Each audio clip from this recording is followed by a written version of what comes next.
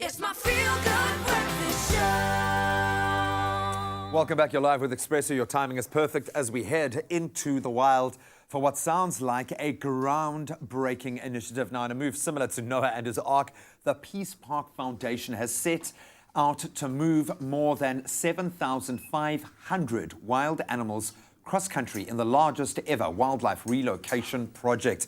So after a near-complete wipeout of the wildlife at a national park in Mozambique, in an unprecedented move, more than 7,500 animals, as I've said, are being donated by the Zanav National Park in Mozambique to help replenish the damage done during the Civil War. Now with us today is Werner Meiberg, CEO of the Peace Park Foundation, who are spearheading this project.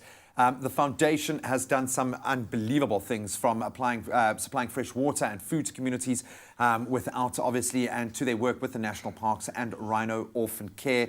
You guys cast a very wide net. You connect with a lot of key role players in the wildlife space. This, I would have to imagine, is kind of a coming of age for you guys. So congratulations. Thank you, Graham. How are we doing this? 7,500 animals across quite a vast distance. How is this project being brought together?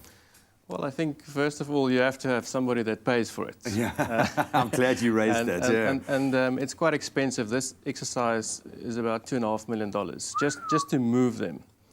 And what's fantastic about this initiative is that a gentleman with the name of Willie Papst is a private ranch owner in Zimbabwe, are donating about 6,000 animals of the 7.5 that we're moving. So, as his contribution to nature and conservation, and as you rightly stated, this park in Mozambique, Zanav, I've been there quite a couple of times. We've signed an agreement with the government to jointly manage the park now, but it's completely devoid of any life, really. So it's very sad to see this, and it's really a rewilding initiative, and that's why we need so many animals, to really build up nature from scratch. An entire ecosystem, by the sounds of it. Yeah.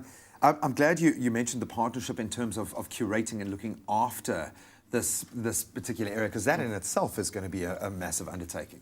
Very much so. I mean, I think that your first and foremost interest will be to look after the safety of the animals once they're there. And that's one of our primary roles as Peace Parks Foundation, is to support the government officials in the park to train more people. So we're immediately employing 30 more rangers. Wow. And these animals are all being moved into a fenced-off area. So we're not releasing them into a 400,000 square kilometre park. We're moving them into a 18,000 hectare fenced-off area.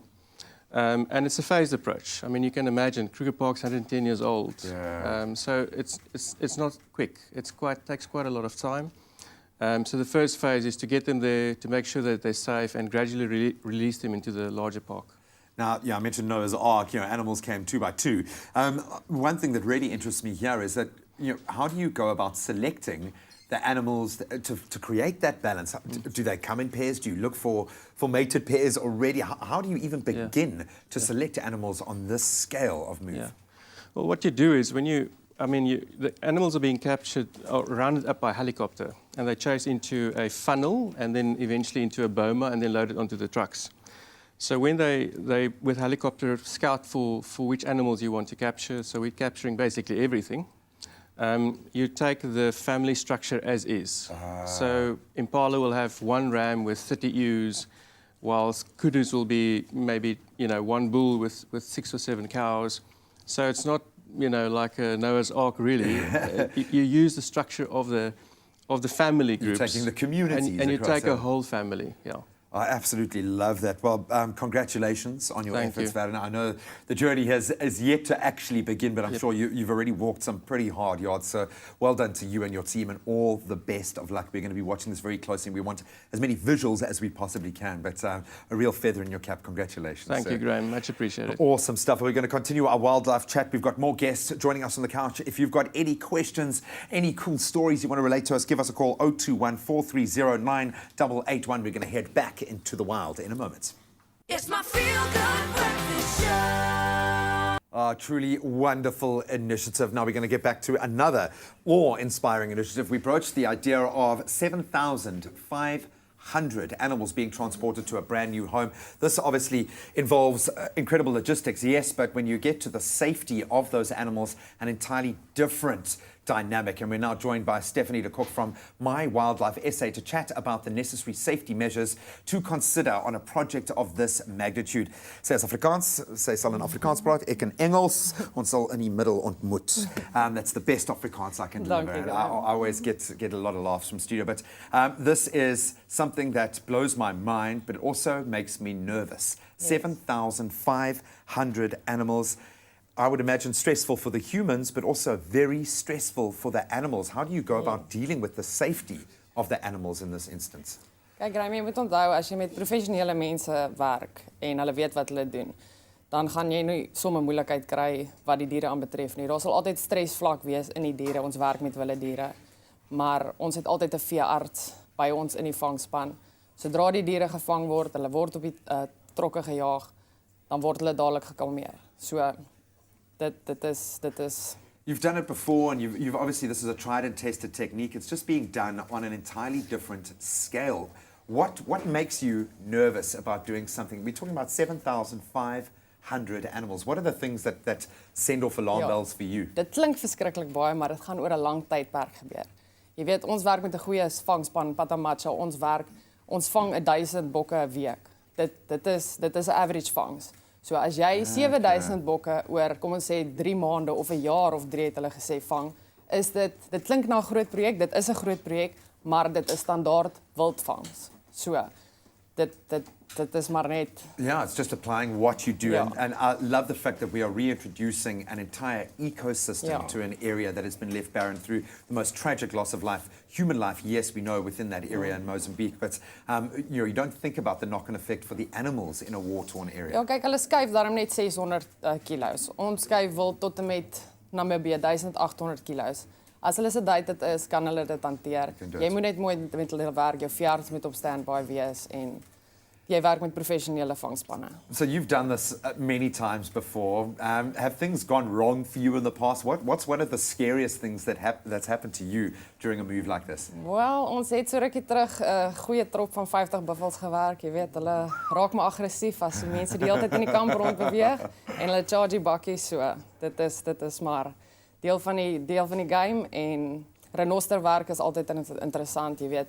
Hulle word ingeloop in die trailer, hulle is lewend, hulle is wakker as jy met hulle werk, so te sê. En nee, ek kan vir jou sê dit is 'n briljante bedryf om in te wees en ons geniet dit elke dag. I can see how proud all of you are. Are we going to be moving rhino and elephants? I wanted to ask. Are you Well, going to they see are big moving game like that? elephants.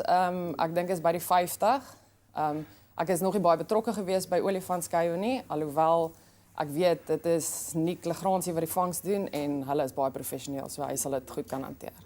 How close are you going to stay to the project once you've done the move? Do you have to then move on to the next big move, or are you going to be able to kind of see the fruits of your labor and go and visit the park? Ja, kyk, ons is nie so intensief betrokke nie. Ek is maar net hier vir die wildvervoer deel om net bietjie vir julle te verduidelik hoe dit werk, maar ek sal verseker wil wie meer weet en bietjie gaan kyk wat daar gebeur het na die tyd so.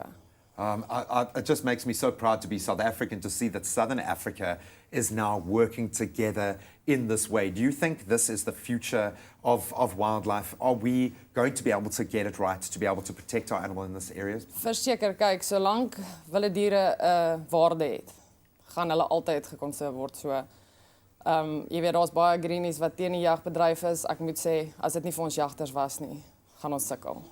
Ons moet altyd terugkom na die jagbedryf toe. Thank you so much for your involvement today and for doing the kind of work that you do. Ek weet jy was 'n bietjie senuweeagtig, but wel gedaan. That was absolutely awesome. Ek waardeer dit baie. So you can of course weigh in on the conversation if you've got any questions. We've got one more segment as we head into the wild. Again, that number is 021 430 9881. It's my feel good breakfast show. It's my feel good breakfast show. Welcome back. Thank you so much for joining us this morning. We have, of course, been heading into the wild as we do on a Thursday morning, but we've been chatting about a modern-day Noah's Ark expedition where 7,500 wild animals are being moved from Zim to Mozambique in a truly inspiring project to repopulate that area. But now we're bringing this conversation out of the wild and back into the home because it's really struck a nerve for me. when we travel, when we relocate, our animals at home, our domestic animals, often have to go through a very similar amount of stress, added to by our stress that we suffer when we have to put our animals through stress. And safety for our animals and animal travel services really do focus on this. So please call us with any questions you have relating to transporting your pets. 021 430 9881. And we've got Estelle joining us here. And this really is your game. And you can see how Bobbis is feeling completely relaxed and chilled by you with Bastian there. But it is such a stressful thing to go through. And I always think of the stress that we as humans go through when we're having to put our animals through this. But it is something that can be very stressful for your animal. Yes, it is definitely stressful for animals, but at the end of the day, the owner has to work with their animals to make the whole process work so much easier. What we try and do is we deliver the container to the owner's home in advance so that the animal can get used to the travel container and make it part of the home environment. And he gets so comfortable inside the container so that by the time that the dog or the cat is ready to travel, the container will be his little safe place to go, and that makes it part of the whole process so much easier. That is incredibly clever, and off camera you would have missed Bob walking in and out of it, so clearly it doesn't stress him out like that.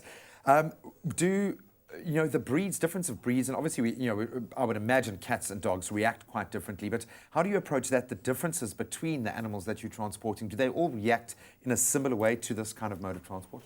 Yes, well, obviously every animal has to fit into the size of container. This is now a small container suitable for a cat, for instance, that I brought with.